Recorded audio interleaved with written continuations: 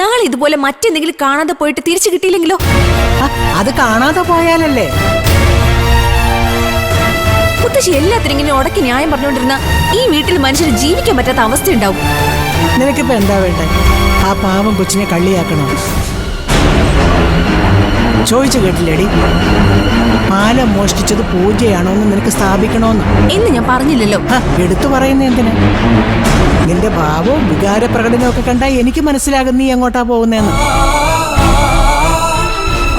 ദേ ഒരു കാര്യം ഞാൻ പറഞ്ഞേക്കാം, ഇട്ടുമൂടാനുള്ള പൊന്ന് ഞാൻ അവളുടെ കയ്യിൽ കൊടുത്തിട്ട് അതിലൊന്നുപോലും അണിഞ്ഞു നോക്കാത്ത പെണ്ണാ അവള്. പെണ്ണ് പൊന്നിനോടും പണത്തിനോടും ആർത്തിയില്ലാത്ത പൊന്നു പോലത്തെ ഒരു പെണ്ണ്. അവളെപ്പറ്റി ഇല്ലാവചനം പറഞ്ഞാലുണ്ടല്ലോ, പറയുന്നവന്റെ നാക്കു പുഴുത്തു പോകും. നീ അലറണ്ട. ഞാൻ നിന്നെയല്ല പറഞ്ഞത്, ആരെങ്കിലും പറഞ്ഞെങ്കിൽ അത് ദൈവദോഷമാണെന്ന് പറഞ്ഞതാണ്.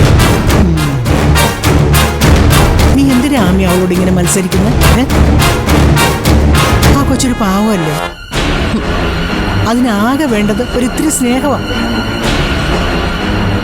നമ്മളത് കൊടുത്ത് അവളെ ചേർത്ത് നിർത്തിയില്ലെങ്കിൽ അതും മഹാപാപമായി പോവും. അവളുടെ വീട്ടുകാരെ പോലും ഒഴിവാക്കി അവൾ എന്തിനാ നമ്മുടെ കൂടെ ഇവിടെ ജീവിക്കുന്നത്? ഒറ്റ മോളല്ലേ ഉള്ളൂ, ഇട്ടുമൂടാനുള്ള സ്വത്തും. അവളുടെ ഒളിച്ചോട്ടമൊക്കെ അവർ ക്ഷമിക്കുകയും ചെയ്തു. അവൾക്ക് വേണമെങ്കിൽ അവിടെ ചെന്ന് അവിടെ രാജകുമാരിയെ പോലെ ജീവിച്ചൂടെ? എന്തിനാ അവരെയൊക്കെ ഉപേക്ഷിച്ച് ഈ പരിമിതമായ സൗകര്യത്തിൽ നമ്മുടെ കൂടെ ഇവിടെ ജീവിക്കുന്നത്? നീ അത് ആലോചിച്ച് നോക്കിയിട്ടുണ്ടോ?